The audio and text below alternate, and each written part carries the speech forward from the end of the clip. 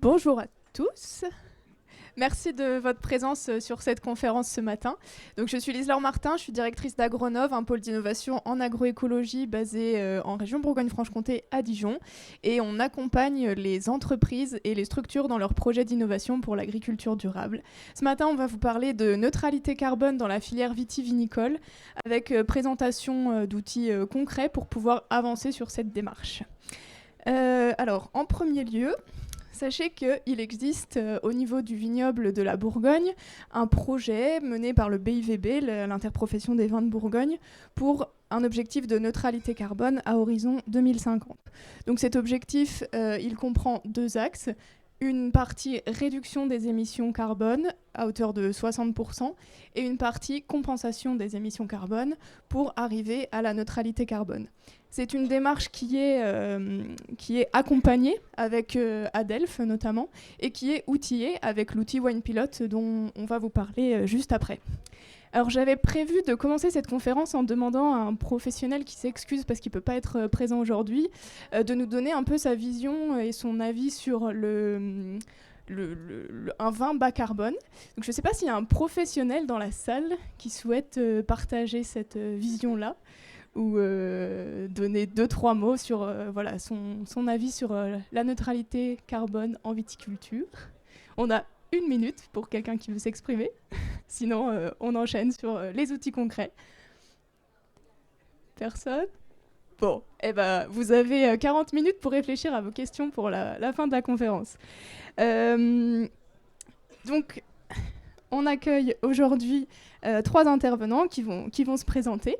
Tout d'abord, on va parler du diagnostic carbone au sein de l'exploitation, parce que c'est la première étape quand on s'engage dans une démarche de neutralité carbone, pouvoir évaluer son impact carbone et les leviers pour réduire.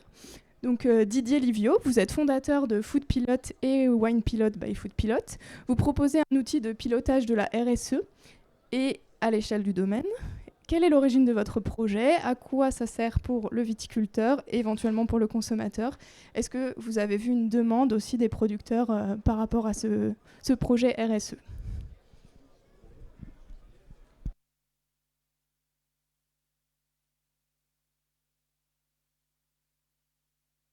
Ouais. Bonjour à tous, merci Lise-Laure. L'origine du projet, elle est simple, elle est dans le fait que notre équipe, depuis 40 ans, travaille sur des questions de développement durable et accompagne nombreux secteurs d'activité sur ces questions-là, et en particulier avec une connaissance fine des activités agricoles, agroalimentaires et viticoles sur lesquelles on a spécialisé ces outils, puisqu'on nous avons 2 outils, FoodPilot qui sert l'ensemble des filières agricoles et agroalimentaires, et WinePilot qui, comme son nom l'indique, sert les filières viticoles. Pour répondre à ta deuxième question, Lise-Laure, en fait, on a conçu l'outil dans cette connaissance intime des filières et de leurs besoins dans une perspective de développement durable. C'est vraiment là qu'on s'inscrit. Et quand on regarde les besoins, ils sont très différents entre des entreprises de grosse taille, des grands domaines, des négoces importants, des interpros ou des exploitants de taille plus petite. Pourquoi cette différence?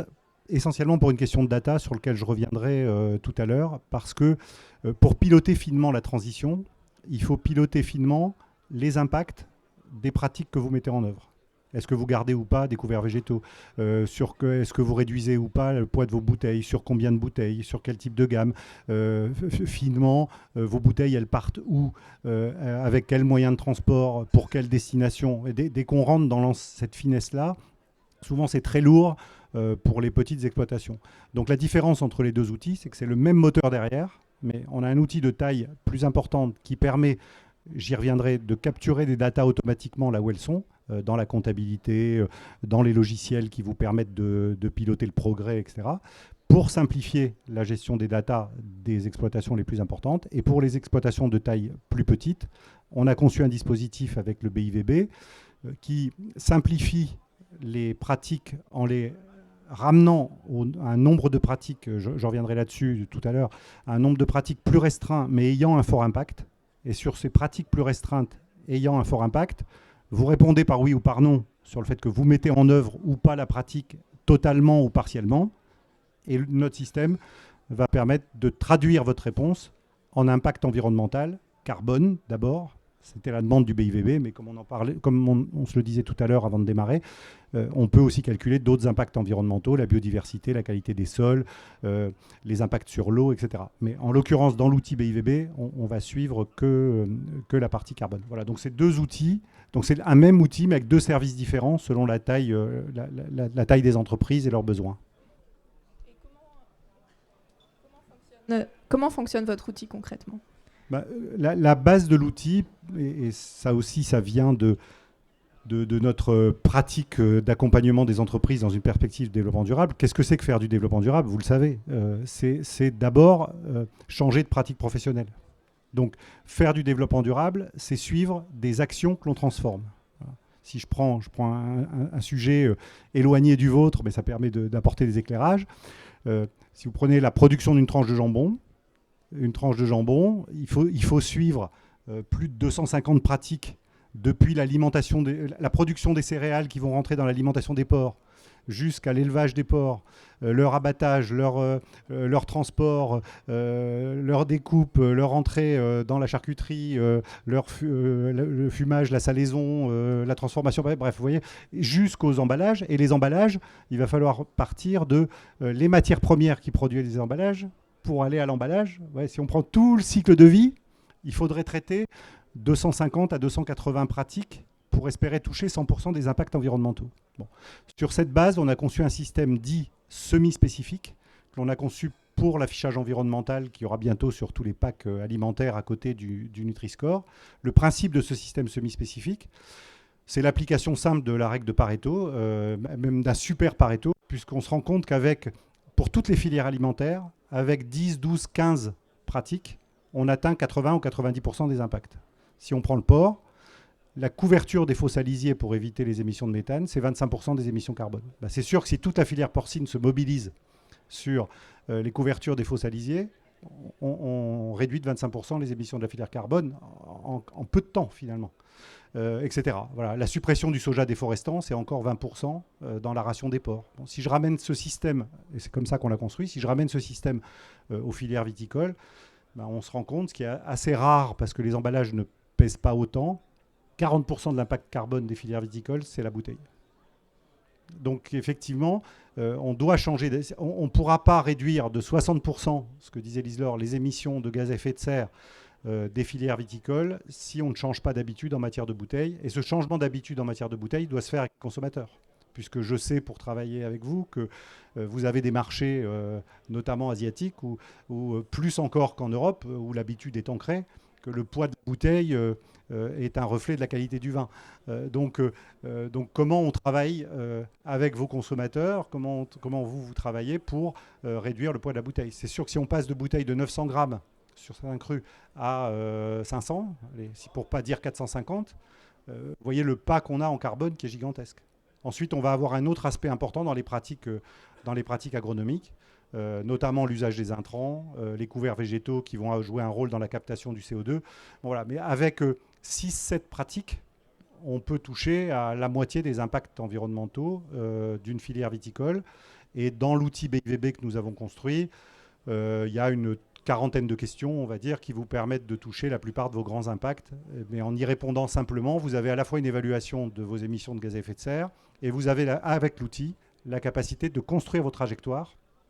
C'est-à-dire que c'est tout simple, hein, pour essayer de le décrire par rapport à ta question, Lisa. Le premier pas, c'est que quand vous rentrez dans l'outil, vous répondez aux questions qui vous questionnent sur vos pratiques.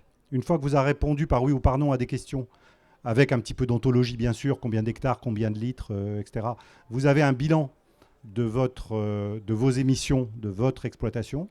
Et le bilan de votre exploitation, il est comparé avec la trajectoire que montrait Lise-Laure, qui vous dit vous êtes à 12 tonnes de CO2 par hectare, par exemple, et pour être dans une trajectoire à 1,5 degré cohérente avec les accords de Paris, il faudrait être à 4 tonnes de CO2 par hectare.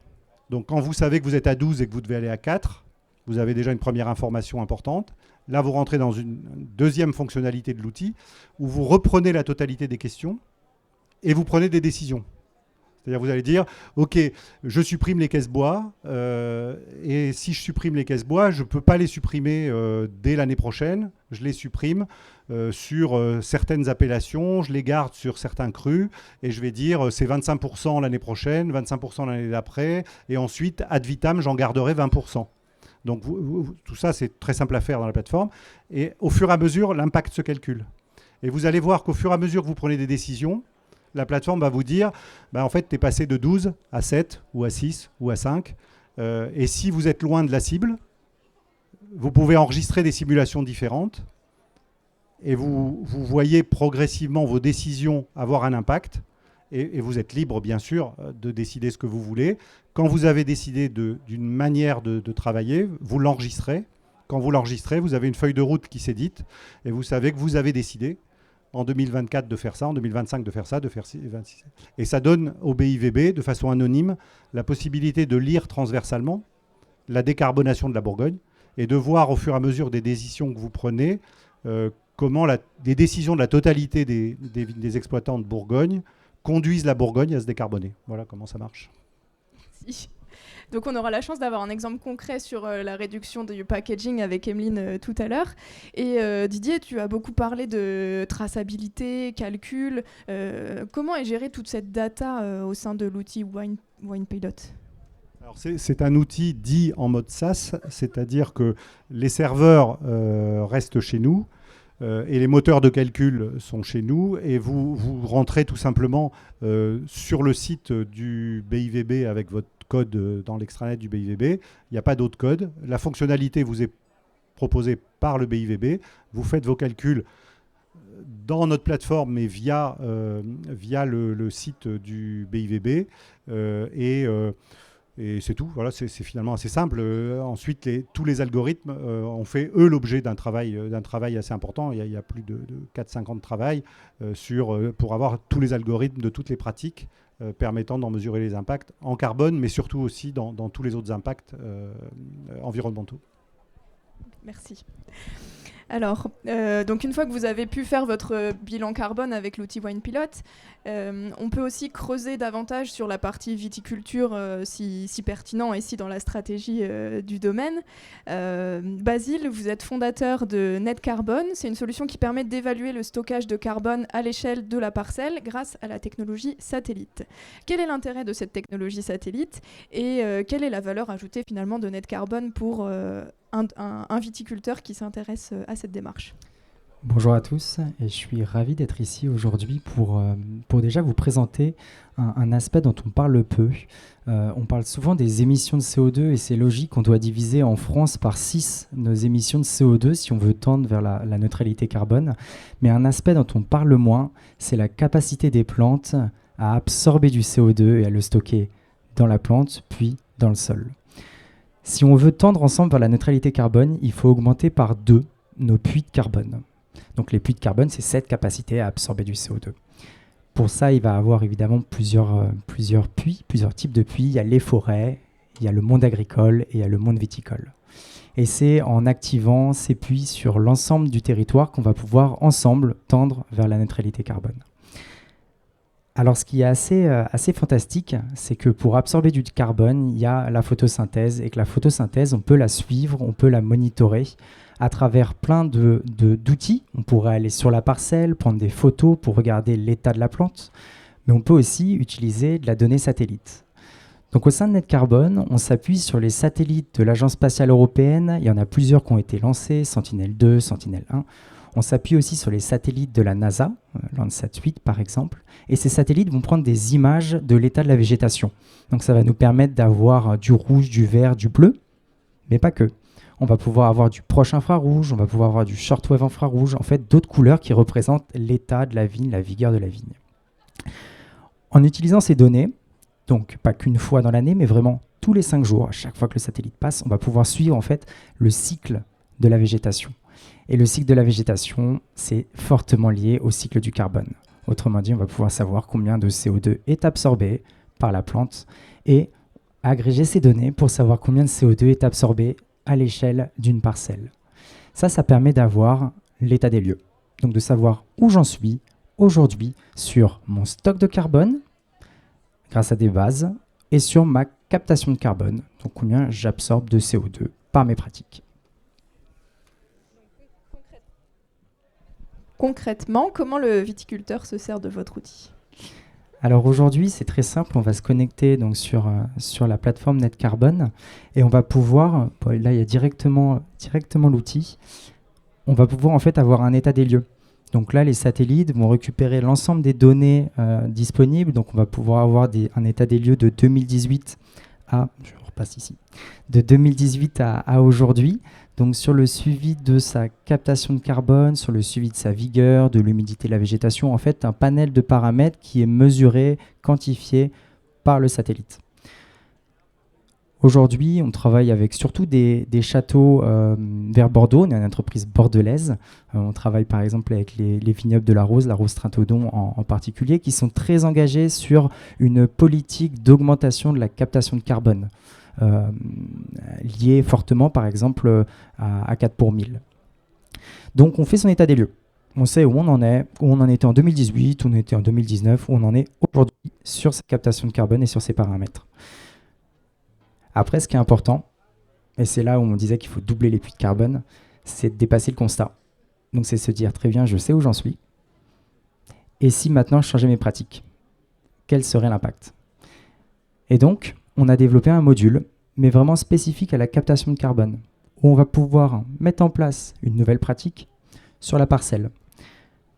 Aujourd'hui, les viticulteurs avec qui on travaille décident de la pratique à mettre en place. C'est eux les experts, c'est eux qui sont sur le terrain et c'est eux qui ont cette compétence-là. Donc, ils vont directement pouvoir proposer la mise en place de haies, l'enherbement du vignoble, etc. Et ça va nous permettre de savoir quel serait l'impact de cette nouvelle pratique. On travaille sur la création de scénarios un peu de préconisation, d'avoir quelques scénarios types pour avoir retombé sur justement les scénarios qui ont le plus d'impact. Et après, on fait le suivi. Donc, on va détecter avec la donnée satellite la mise en place de ces pratiques pour être sûr qu'on avance tous dans la bonne direction. Bon, du coup, WinePilot, NetCarbon, vous nous avez présenté deux outils qui s'utilisent à des échelles différentes. En quoi ces outils sont complémentaires l'un avec l'autre? Didier, peut-être. On répartit la parole. Ils le sont énormément, puisque le principe, je vous ai dit qu'on avait deux outils, un outil simplifié, celui que je vous ai décrit, que vous aurez sur le site du BIVB, et un outil full service, pour des gens qui veulent piloter plus largement, ou pour des raisons de volonté, ou pour des raisons de taille. Dans cet outil full service, je vous ai dit aussi qu'on cherchait à télécharger la data le plus possible automatiquement.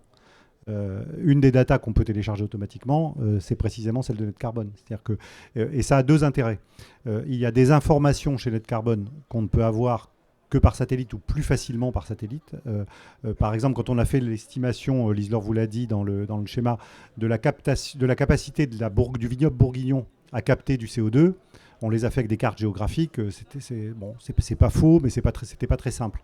Je pense qu'on peut vérifier ça maintenant avec Carbone et faire un contrôle, on va dire, du kilométrage de haies, de la forêt disponible, de la forêt à planter, des couverts végétaux, etc. Et avoir une vision plus précise et une vision en progrès. Donc ça, on peut l'avoir territorialement pour la Bourgogne et on peut l'avoir pour chacun de vous si on est dans des cas où on cherche à piloter précisément les choses. Et le deuxième usage qu'on va voir en food, et je pense qu'on travaillera ensemble là-dessus, c'est qu'on peut croiser des informations que nous donnent, par exemple dans la culture du blé, des informations que nous donnent les logiciels qu'utilisent les agriculteurs pour gérer leur exploitation, comme SMAG ou Mes Parcelles, enfin que vous connaissez, Isagri, WeUse, etc. Et croiser, nous, dans nos systèmes, les informations qui remontent de SMAG ou de Mes Parcelles, sur le labour, sur les couverts végétaux, avec des informations qui viendraient de NetCarbon. Ça nous permet soit de vérifier les choses et de vérifier qu'elles sont justes, soit s'il y a des écarts, de chercher à les comprendre. Donc notre complémentarité, elle est totale. Basile. Et comme on le voyait sur le graphique au tout début, En fait, l'un va pas sans l'autre. Concrètement, moi aujourd'hui, je ne fais que émettre du CO2 parce que je suis sur mon ordinateur, on fait des calculs, je m'habille. Donc concrètement, je ne fais qu'émettre du CO2. Par contre, la végétation a vraiment ce pouvoir magique d'absorber du carbone. Donc il faut vraiment qu'on arrive à combiner ces deux éléments-là, à combiner la partie réduction des émissions de CO2 qui est primordiale, nécessaire, et amplifier cette partie captation de carbone qui est en fait un peu le mot sur lequel on s'appuie, captation de carbone. Mais captation de carbone, c'est surtout parce que ça permet de s'ancrer dans un bilan carbone, mais en fait ça a plein d'autres co-bénéfices. Évidemment, on ramène de la matière organique dans les sols, ça va pouvoir, la mise en place de haies, réduire l'érosion. Donc en fait, c'est tout aussi important sous le prisme carbone que sous le prisme agronomique, cette mise en place de nouvelles pratiques. Merci. Oui. Préciser une chose qui est importante que vous avez en tête, c'est qu'effectivement, dans ce que tu dis, il y a deux choses qui tombent dans des lots différents. C'est-à-dire que ce qui va être couverts végétaux, labour, etc., c'est des pratiques agronomiques, ça tombe dans la réduction. Même si ça capte du CO2, c'est une captation de CO2 qui vient en déduction de la réduction. Par contre, vous augmentez votre kilométrage de haies, vous avez des parcelles que vous forestez, c'est de la captation de CO2 directe et ça vient dans la courbe verte. Donc on précise toujours ça parce que souvent on pense que tout est dans la compensation, mais malheureusement dans les méthodes, ça s'éclate à deux endroits différents. Voilà, c'est une petite précision technique. Merci. Emeline, vous êtes responsable Vignes et Terroirs à Vignerons des Terres Secrètes, une CAP coopérative basée à Prissé, et référente du label Vignerons Engagés. Qu'est-ce que vous pensez de ces outils et est-ce qu'au niveau de la coopérative, vous les utilisez déjà ou vous voyez les utiliser dans un futur plus ou moins proche ? Bonjour à tous. Donc effectivement, nous, on est une cave coopérative qui est labellisée Vignerons Engagés depuis 2013. On est la première en Bourgogne à être labellisée. Donc le développement durable, c'est dans nos gènes. Et quand on parle développement durable, on parle bilan carbone forcément. Néanmoins, le bilan carbone, on en parlait ensemble avant de commencer. Nous, on n'avait pas une super expérience de ce bilan carbone, puisqu'il y a plus de 15 ans, quand on faisait des bilans carbone, on ne parlait pas vraiment de captation, on parlait que d'émissions. Et en plus, on n'était pas très précis sur les postes bilan carbone. En tout cas, pas aussi précis que ce qu'on est en train de vous dire aujourd'hui. Et c'est très rassurant d'entendre des acteurs qui sont déjà des techniciens, des gens qui comprennent de quoi on est en train de parler. Parce que, mine de rien, les bilans carbone d'avant, c'était aussi des bilans de filières, plus agroalimentaires ou même généralistes. Aujourd'hui, on est vraiment en train de parler du monde de la vigne et du vin. Donc ça, c'est très rassurant. On est sur des choses qui semblent plus simplifiées et en même temps plus précises. Donc là encore, pour nous, utilisateurs, je pense que c'est que du bénéfice. Et effectivement, on va bien sûr mettre en place ces outils. Alors, on va prendre des rendez-vous très rapidement pour le faire, puisqu'on s'est engagé à être aussi moteur avec le BIVB sur Wine Palette. Et du coup, c'est important pour nous de montrer l'exemple, puisqu'on est dans une démarche de développement durable depuis plus de 13-14 ans maintenant, donc on a déjà des choses en place qu'on verra effectivement tout à l'heure. Mais voilà, c'est vraiment des outils qu'on cherche et qu'on cherchait, mais il fallait trouver le bon. Et je pense que là, on est sur des choses très intéressantes pour nous. Et quelles sont vos attentes plus spécifiques par rapport à ces outils ? Alors déjà, c'est ce que j'ai dit, des outils simples d'utilisation et qui vont vraiment sur des choses très précises, parce que sinon on se perd, et qui nous donnent des résultats. C'est-à-dire que, Didier en parlait tout à l'heure, oui, il y a déjà le bilan, et Basile l'a dit, ok, faire un bilan, c'est très bien, mais après, qu'est-ce qu'on fait avec ça ? Parce que dans la filière, on savait très bien faire des bilans, mais après, pour mettre des plans d'action en place, plus compliqué.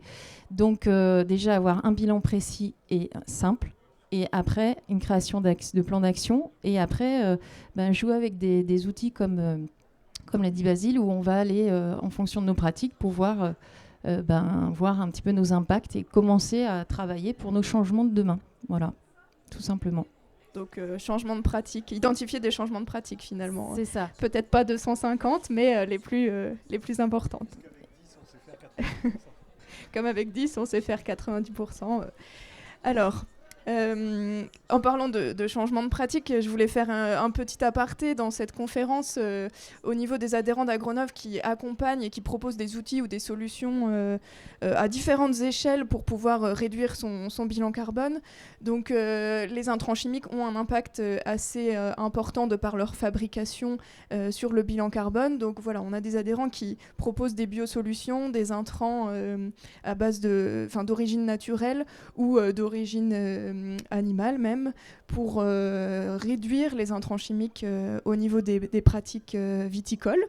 Nous avons aussi des outils d'aide à la décision qui sont présents. Donc Wine Pilot et Net Carbon sont présentés aujourd'hui, mais on retrouve aussi Green Shield qui propose d'optimiser la fertilisation et de faire de la pulvérisation de précision grâce à un OAD. Donc là, encore une fois, on réduit l'utilisation d'intrants par l'OAD. Et puis au niveau agrofourniture et agroéquipement, l'entreprise Vitifor aussi propose des piquets décarbonés pour le palissage de la vigne. Donc toujours intéressant aussi à intégrer. Et puis en termes d'adaptation au changement climatique, évidemment, on essaye d'aller sur des solutions qui ne sont pas trop consommatrices d'électricité et qui permettent de ne pas impacter le bilan dans un sens trop important. Donc, Emeline, est-ce que, en termes de ces outils, est-ce que vous les connaissez? Est-ce qu'il y en a certains qui pourraient être intéressants pour vos adhérents coopérateurs? Est-ce que c'est intéressant pour vous d'aller dans ce niveau finalement de détail par rapport au bilan carbone, ou peut-être c'est un peu trop amont, prématuré par rapport à la démarche? Quel est votre avis? Je pense que tout ce qui peut nous amener à la réflexion et au changement de pratique est bénéfique. Donc c'est vraiment de petits détails à la grosse cavalerie, on va dire ça comme ça.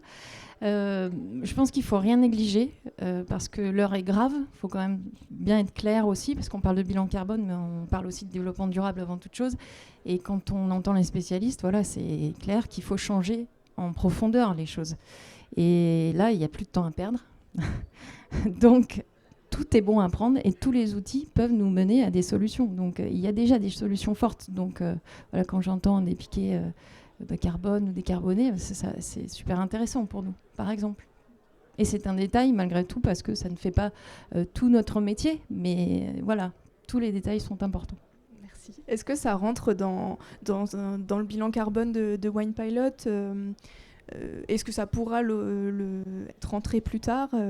Comment rendre complémentaires ces petits détails justement avec un bilan plus global de l'exploitation? La réponse, c'est les deux niveaux de solution. C'est-à-dire qu'effectivement, pour une exploitation qui a fait peu de choses ou qui fait des choses mais qui ne sait pas qu'elle les fait, parce qu'il y a aussi beaucoup de gens qui font des choses bien sans en connaître forcément l'impact carbone. Dans cette version simplifiée, on ne va pas descendre au piquet puisqu'on va se concentrer sur les pratiques à plus fort impact. Par contre, dans la version full service, on descend au piquet. On descend très très bas là, on va chercher les 200 pratiques, même si on les hiérarchise dans la manière avec laquelle on va les gérer, mais on descend très bas. Et effectivement, on va chercher des plans de progrès sur chacun des points. Donc, en matière de piquet, effectivement, on peut prendre des décisions de ce type dont on va voir l'effet en carbone immédiatement dans la plateforme. À la fois dans la simulation et dans la mise en place. Parce que la mise en place, vous le savez bien, tous, on ne la fait jamais en claquant des doigts en une seule fois et en se disant tous mes piquets sont devenus, voilà, il va falloir 3 ans, et au bout des 3 ans, peut-être qu'il y a 40% des piquets qu'on n'aura pas changé. Donc on va bouger et mesurer au fur et à mesure qu'on bouge. En fait. l'IFV a développé un outil, GES-Evit, pour le diagnostic carbone à l'échelle de l'exploitation plus spécifiquement et sur la partie viticole. J'ai cru comprendre qu'il y avait un partenariat peut-être avec Wine Pilot. Oui, il n'est pas tout à fait finalisé, mais on avance avec l'IFV sur 2 choses. D'abord, bien partager les informations scientifiques de telle sorte qu'elles soient cohérentes, parce qu'il y a aussi il y a des secteurs comme le lait, par exemple, où dans différents outils, on a des impacts différents et les différents instituts techniques ont des impacts différents. Donc, dans notre contrat France 2030 pour l'État, on gère des comités dits de synthèse scientifique et technique où on harmonise les impacts d'un point de vue scientifique pour que ça soit plus facile à gérer. Donc on va faire ce travail avec l'IFV et puis on aura sans doute un lien technique sur GES-Evit pour ceux qui sont équipés, comme on le fait avec SMAG ou Mes Parcelles, récupérer la data qui est dans GES-Evit et éviter un travail pour l'exploitant. Et il y a aussi des personnes qui se forment à cet outil GCVIT et qui peuvent accompagner les viticulteurs dans le remplissage de ce bilan carbone très spécifique. Alors, on va passer à un exemple concret, du coup. Emeline, dans l'Union des vignerons des monts associés des monts de Bourgogne, vous avez mis en place une démarche RSE globale. Est-ce que tu peux nous en dire plus et les résultats que ça a obtenus concrètement en termes de réduction carbone?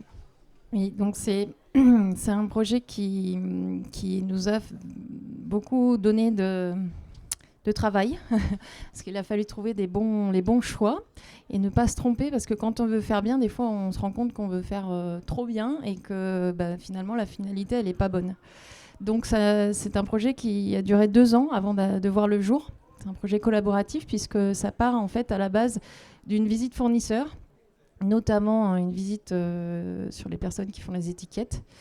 Et on se rend compte que l'or à chaud pollue beaucoup, qu'il y a beaucoup de découpes chez nos fournisseurs d'étiquettes qui servent à rien. Donc c'est un déchet gratuit et en fait ça nous perturbe beaucoup parce qu'on se dit que voilà, en fonction des demandes de nos clients ou de notre packaging très marketé, on génère en amont déjà beaucoup de pollution, beaucoup d'émissions de gaz à effet de serre et on est les premiers acteurs de ça. Donc, à partir de cette visite, on se dit, bon, comment on fait ? C'est quoi l'idée ? Donc, l'idée, c'est de partir en croisade sur différentes thématiques. Donc, on va parler de la bouteille. Est-ce que c'est une bouteille en verre ? Est-ce que c'est une autre bouteille ? On va parler de l'opercule. Est-ce que c'est un bouchon ? Est-ce que c'est autre chose ? On va parler des étiquettes, justement. Quel format pour ne pas avoir trop de papier et en même temps pas de découpe, pas de rachot, etc. Et tous les éléments qui peuvent être polluants. Jusqu'au carton. Et ça, on va mener toute une action sur le produit qui va donc durer 2 ans. Parce que, comme on l'a dit, pour faire bien les choses, il faut quand même prendre le temps de comprendre ce qui nous entoure. Et on arrive à ce résultat-là. Donc, en fait, c'est une gamme qui est issue de la cave des vignerons des Terres Secrètes et la cave de Nuit-Tombonnois, puisqu'on est une union aujourd'hui, qui s'appelle CERSO. Donc, c'est le cycle vertueux, en fait, du monde du recyclage. C'est pour ça qu'on l'a imaginé et pensé comme ça, et ça arrive en fait à casser un petit peu les codes bourguignons. Donc c'est vrai que ça peut aussi être un peu heurtant pour et les consommateurs et même les professionnels, puisqu'on a fait le choix d'aller sur une bouteille en premier lieu de 395 grammes. Donc vraiment là on était au plus bas au niveau du verre. Alors le verre est resté quand même... On est allé sur les nouvelles bouteilles en PET, enfin des choses, voilà, on a tout essayé.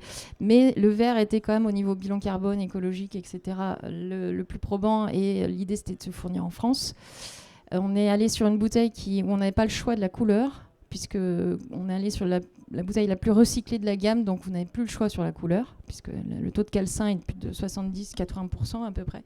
Donc c'est une bouteille plus foncée. C'est pas grave. On prend ce choix-là, puisque c'est le choix le meilleur. Après, on s'est dit, bon, alors maintenant, on va parler opercule, bouchon, etc., capsule, pas de capsule, etc. Donc déjà, bouchon liège français. Alors, français, oui, ça peut faire sourire, mais il y en a un petit peu, donc on l'a sourcé. Ça coûte plus cher, on va tout de suite donner la donnée aussi qui peut heurter un peu. C'est un peu plus cher, mais c'est français. Donc on s'est dit, il n'y a pas d'impact à aller chercher trop loin ce bouchon. On a quand même voulu marquer avec une encre à l'eau un message sur le bouchon pour dire voilà ce qu'on fait. Alors ça peut être des messages pour les consommateurs pour comprendre un peu le projet ou sur une donnée justement écologique. Après on s'est dit capsule, pas capsule.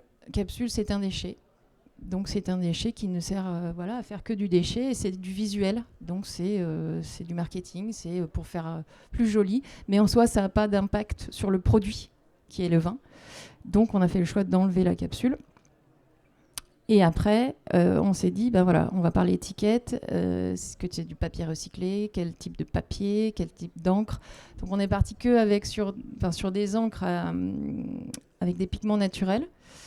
Donc c'est pour ça que vous n'aurez pas des couleurs vives, à part le bleu qui est un peu plus soutenu. Le reste n'est que...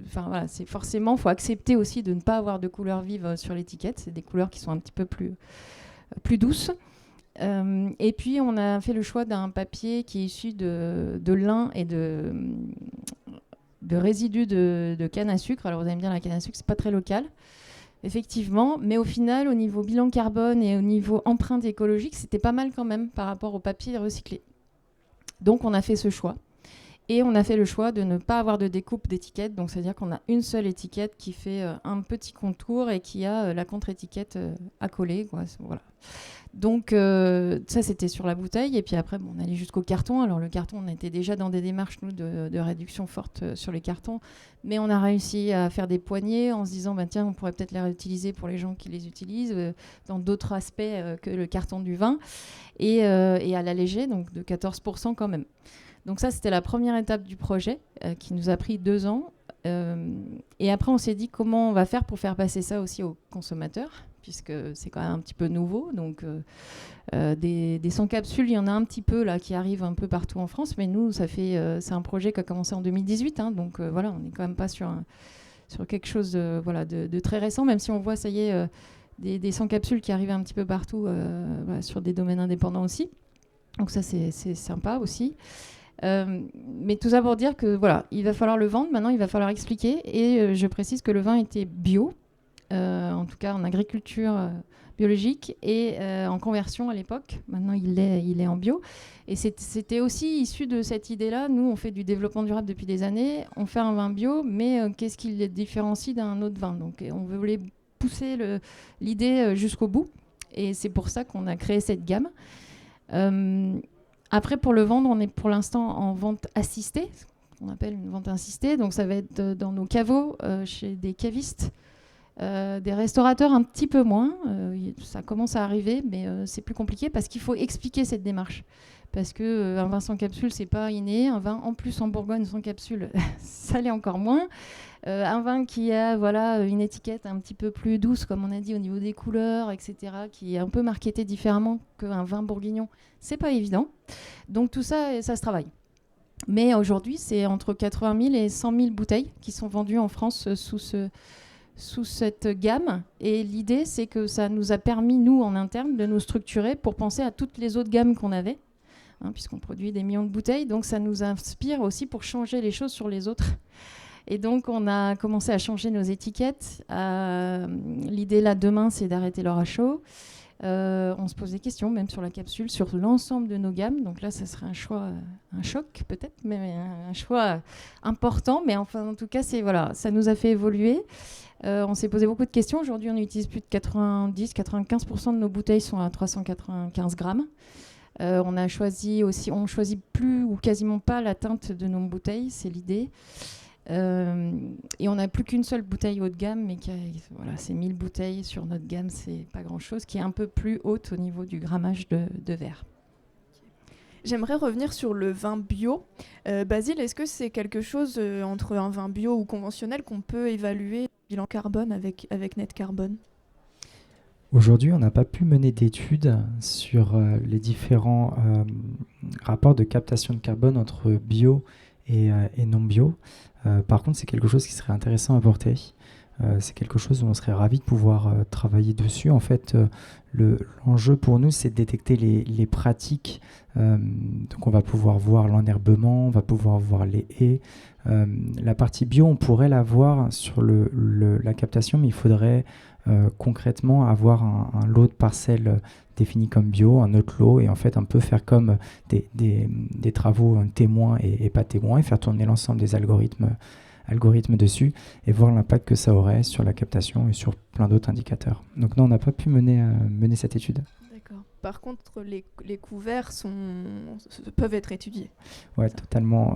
Les couverts ont un impact significatif sur la captation de carbone, et que là, on détecte et qu'on suit.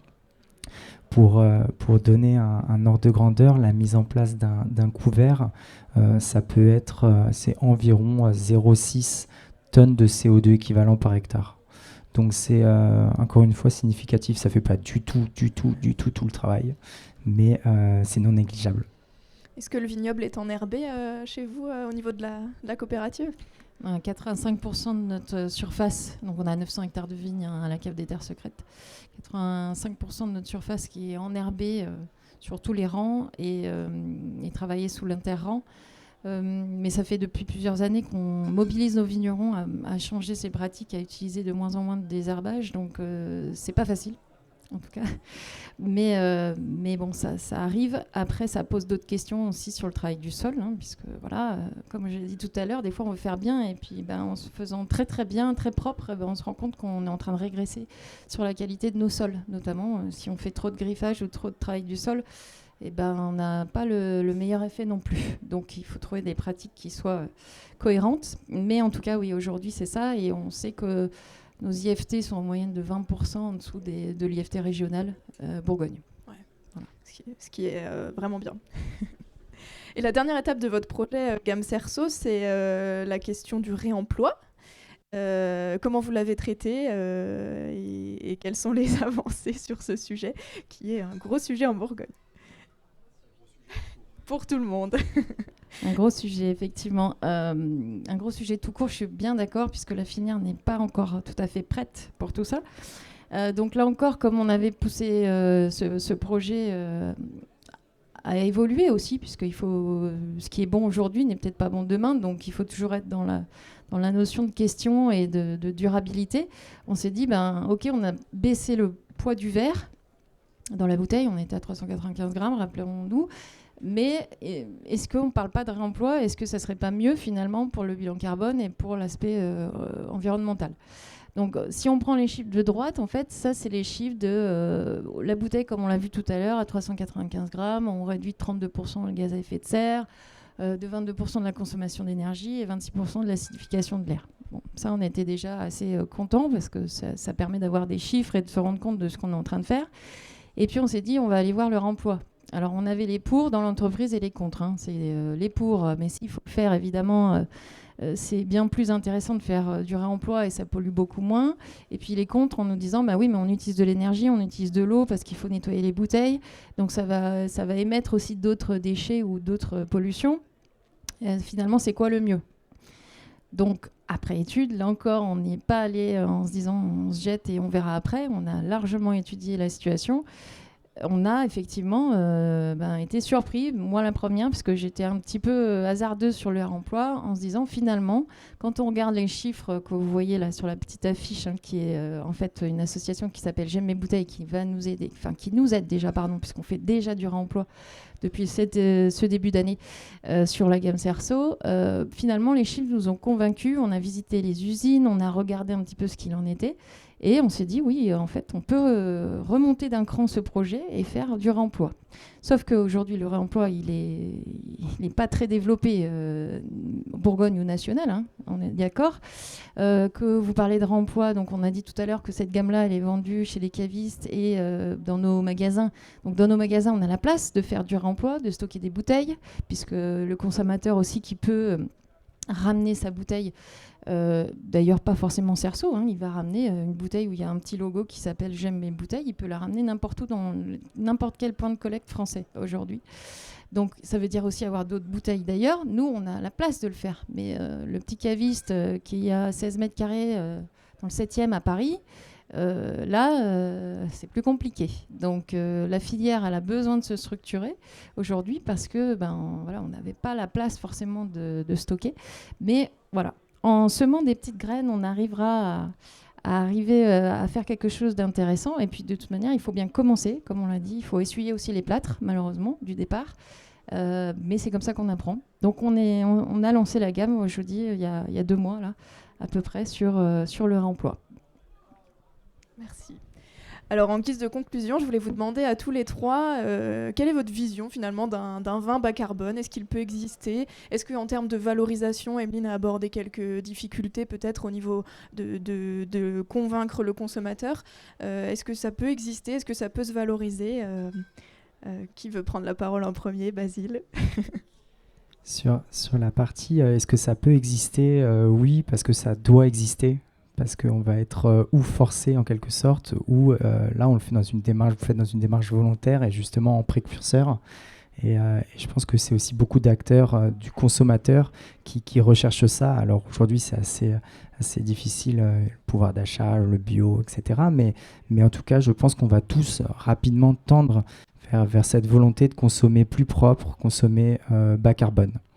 Donc ça, c'est le premier point, c'est sur la valorisation. Je dirais qu'il faut surtout que ça passe à travers le message, à travers la vision de ce vin qu'on comprend rapidement et justement qu'on ait envie ensuite de l'acheter. Dans le cadre d'un de nos clients, c'est dans une approche assez semblable. C'est valoriser ce travail auprès du consommateur, de dire bah voilà, je mets des pratiques agroécologiques en place, je mesure l'impact de ces pratiques et ça permet de mieux valoriser justement les bouteilles.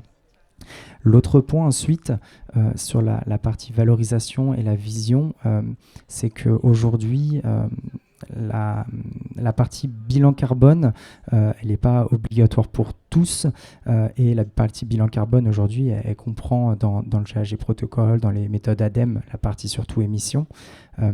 Je suis persuadé que rapidement, et là c'est quelque chose qui se construit avec certains de nos clients, ça pourrait être intégré, une approche plus globale sur la partie émissions, captation et surtout la partie après, valorisation des efforts mis en place pour réduire ce bilan carbone, que ce soit dans le bilan carbone directement ou que ça puisse être à travers d'autres leviers. Et là, c'est un peu une approche qu'on a pu mener avec un de nos clients sur le monde agricole où il y a une rémunération supplémentaire pour l'agriculteur qui met en place des bonnes pratiques.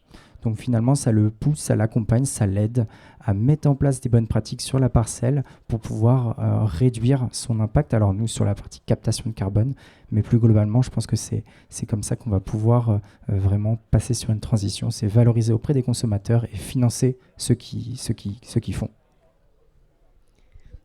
Didier, Emeline. Bien sûr, il y a forcément de la place pour un vin bas carbone ou en tout cas avec un impact régulé sur ce qui nous entoure. Je pense que la difficulté économique, elle est quand même présente parce qu'aujourd'hui, on sait quand même que récompenser ceux qui font bien ou mieux, ou en tout cas qui essayent, c'est forcément le leitmotiv. Et nous aussi, on aimerait avoir ce résultat-là. Malheureusement, ce n'est pas toujours le cas. Parce que il faut vivre aussi, hein. On ne peut pas acheter que cher et local ou pas cher et local, hein. On est bien d'accord. Mais c'est pas si évident que ça, en tout cas dans les faits. Et en même temps, je suis d'accord avec toi, Basile. Il y a plein de consommateurs, notamment les jeunes, qui arrivent et qui ont le développement durable ancré dans leurs racines. Et c'est leur façon de vivre. Donc heureusement, eux, ils vont aussi bousculer les codes peut-être encore plus qu'aujourd'hui. Parce qu'aujourd'hui, on est encore assez lent là-dessus. Je pense qu'on pourrait avoir plus de changements dans la profession. Et on est trop lent. Donc il faut absolument casser les codes et avancer plus vite aussi. Voilà. Merci. Didier, le mot de la fin. Vous avez dit l'essentiel tous les deux. Je veux juste souligner deux choses sur... est-ce que ça peut exister techniquement? Oui, on peut faire un vin très bas carbone, il n'y a aucun problème. Est-ce qu'on doit? C'est évident, Basile l'a dit. Sur les valorisations, je voudrais souligner deux choses. Il y a un effet stratégique, je pense, notamment Emeline l'a dit, vis-à-vis des jeunes générations. On ne peut pas d'un côté dire les jeunes générations se détournent du vin pour aller vers d'autres boissons et c'est bien dommage, et en même temps rester bien accrochés à nos traditions. Ça va amplifier le détournement.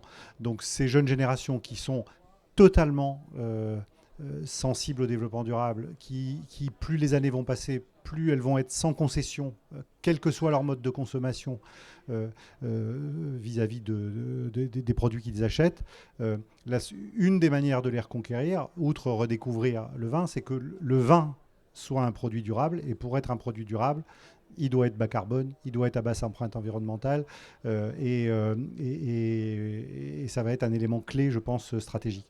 Et puis sur la valorisation en euros, c'est stratégique aussi de deux façons. D'abord, il y a un certain nombre de restaurants qui ne serviront plus que des vins durables. Pour ceux d'entre vous qui commercent dans le Nord, les monopoles du Nord, à partir de l'année prochaine, veulent des fournisseurs respectant les accords de Paris. Donc il va falloir, je pense au vin de Gérard Bertrand, par exemple, qui vend beaucoup dans le Nord et qui est un de nos clients. Gérard Bertrand, il a mis tous ces domaines dans une trajectoire à 1,5 degré, d'abord parce qu'il y croit beaucoup à titre personnel, et parce que ça satisfait aux demandes des monopoles du Nord.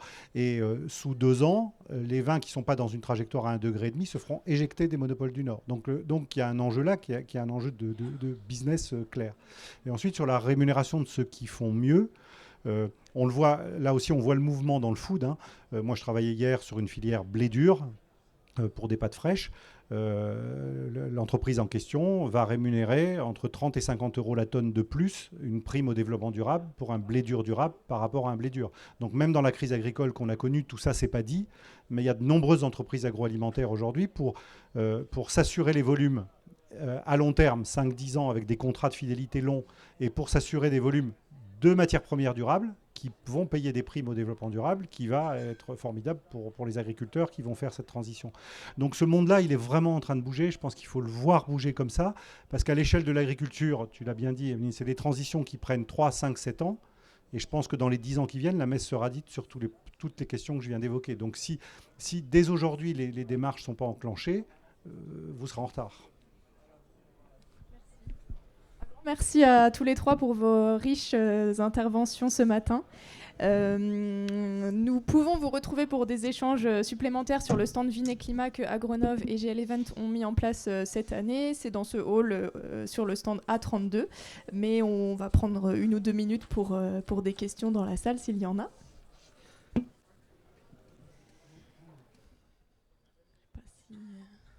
Peut-être que vous avez été extrêmement clair.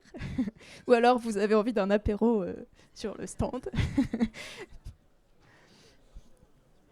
Oui, le micro arrive.